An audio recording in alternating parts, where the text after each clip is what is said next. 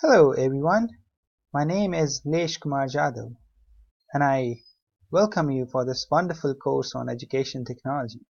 I'm your course instructor and we will both understand what exactly is education technology and how it can reflect our teaching learning process. Okay, let's start this. Basically, to understand education technology, we need to first understand what exactly is the meaning of education. So from my perspective, it is a process of receiving syntactical instructions to enlighten knowledge to make a life better. You're getting some knowledge with the help of good instructions. If your instructions are quite clear and understandable to your learners, they can get good knowledge. That knowledge can give them a better life, right? So basically it is, if you're giving them some knowledge, can be practical, can be theorized, or they are applying somewhere in the exam, in their jobs, they are getting some better life options, right? A good job, a good satisfactory startup, or anything, or something like that, okay? So it's not only knowledge you are possessing from the better education, but you are getting good skills, good manners, effective values and habits, which can also lead to a better life, right? And how can you do this? Okay, you can do with the help of sophisticated discussions among students, among teacher and learners. You can also give a productive teaching with the help of good content. Not only you use those whiteboards and blackboards, you can also use something called as ICT tools, which we will discuss in our later sessions. You can also apply or implied training and operative research. Research is really very vital part of any education system. If you are doing some research, then it needs to help the community or society, but in a good way or an effective way. You are actually solving some problem of the community. So research is a vital part of any education system. Now let's understand what is the current situation of our education system. It is, it is, I'm really dumb at that time that this education system is really devastating. You see, we have three types of education system right now: primary, secondary, and tertiary. Primary is something like, it is preliminary education that you are giving. Secondary is something like, from 7th grade to 12th grade, and that is somehow important because it also gives you a feedback to your optional education, your higher education. Tertiary, which leads to your higher education, which is somehow optional. Some people does and some people doesn't. Some people after 12th grade, they actually go for jobs, startups, or something like that. Some people go for higher education and they go for even PhDs and their postdoctorates. They are somehow optional people only.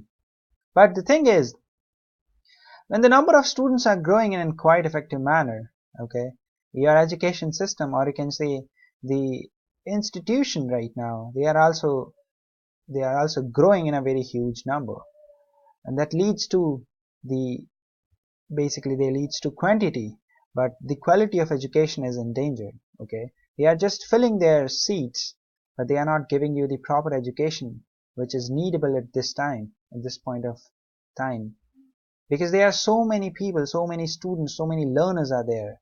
They need education. Some people, some students need good and effective education. Some students just need their course completion, which is quite a kind of, you know a sad point from the perspective of education system. So the thing is, we are growing in numbers as per the students, and we are also growing as per the institutions. Both are growing in a very huge numbers. So there are number of, or you can say millions of institutions are available, and millions of students are also available locally, nationally, and internationally. If you see the data over the internet, you will get to know that there are actually millions of institutions, but not with good quality. They are just filling their seats for the perspective of quantity.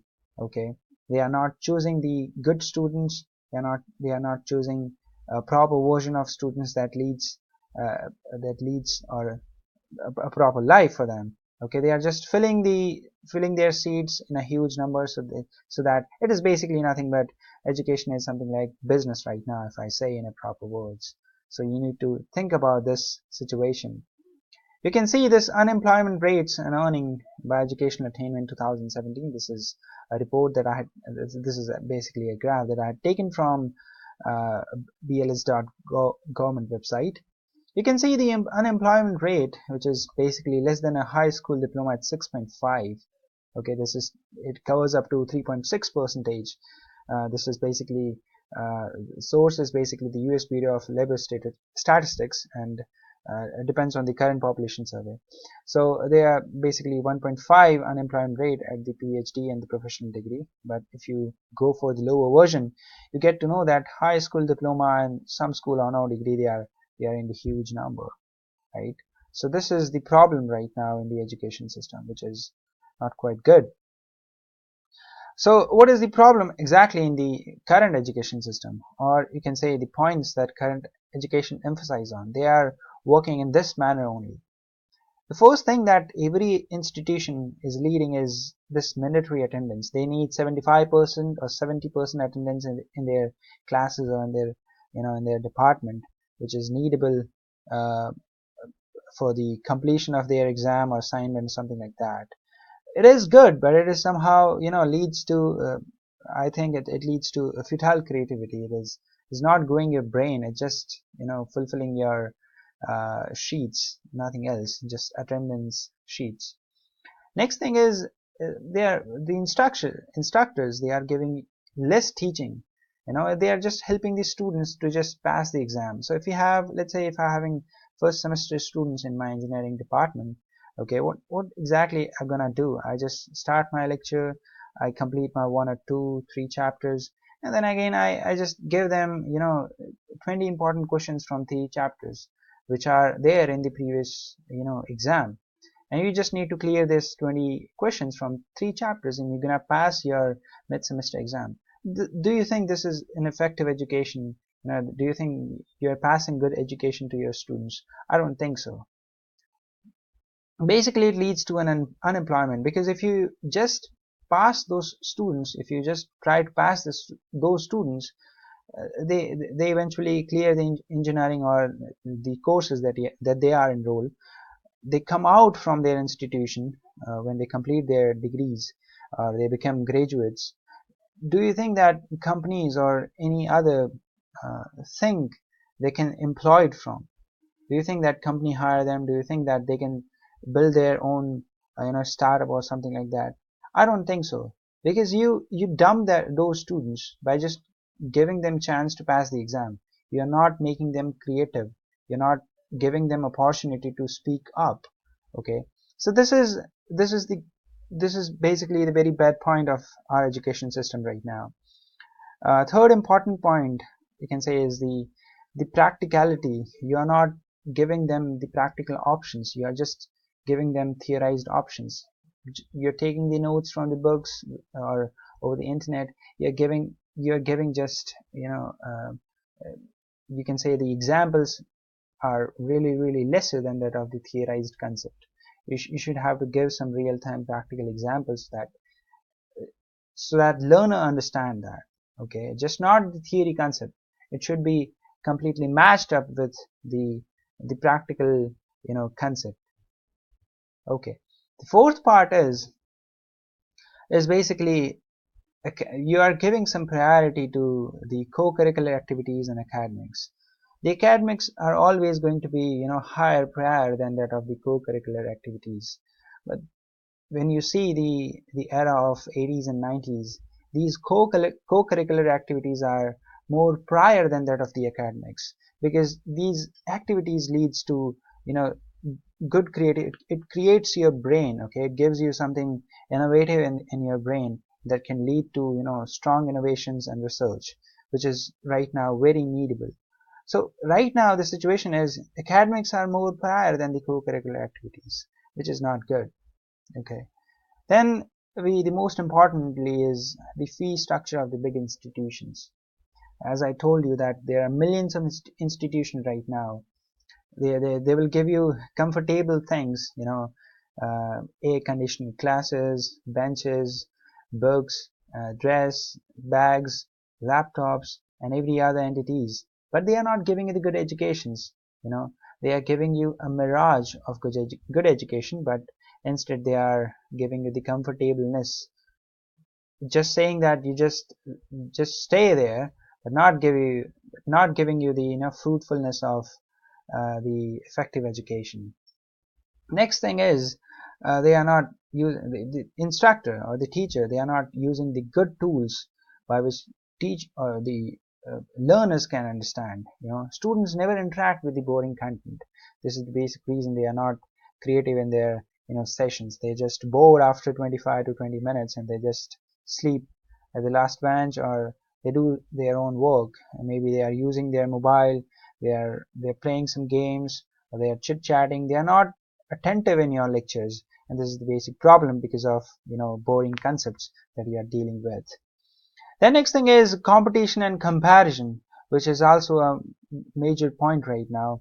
You're giving, the parents are giving good competition that he is good and your neighbor students is it's better than that of him. So you are giving some competition among these students, your neighbor and neighbor and neighbor, and also you are comparing other students to other students, which is not good.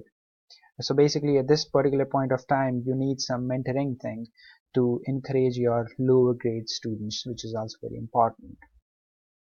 These are some of the points. Next is we deal with education technology. So education technology, it is an area of technology for the betterment of the previous points that we had discussed, to give good and effective education system in our society. So these are some of the things that you can do. Learner to content, this is how you can deal with flashcards, RSS feeds, YouTube videos, and FAQs form. Learner to content. Learner to instructors, you can use lessons, quiz and test, video conference, emails, and projects, which, as you can see, this is education technology. Technology means, it means you are giving some extra effort to the education, and extra effort right now can be done with the help of internet. Okay, and that's why the education technology is there, and that's why we are using these kinds of ideas. So learner to learner, they can interact with chat or discussion forum, blogs, and wikis. I think you all know what are these. They are pretty much usable, and you are using every day. Okay, next is the idea of online education that I was talking about, and why it is beneficial is because it is of lesser time. Your lecture is of 45 minutes, but here you can pause your video, you can go for some chit chat and come back and start your video, no problem. So time is the basic thing over here. And money, it also costs less than that of your complete education. Then location, you can be at your home, you can directly access your content via internet. Access to instructors that are easy. Networking, you can build your network with the help of discussion forums.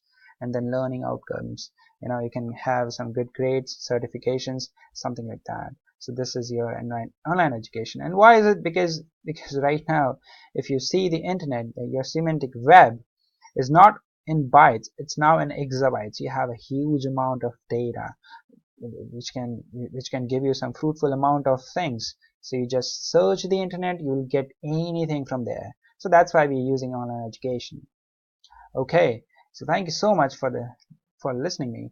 In the next session we will discuss about how we can incorporate the ICT tools to give effective learner teacher interactions, and how basically we can provide a good content in an effective manner. Thank you so much.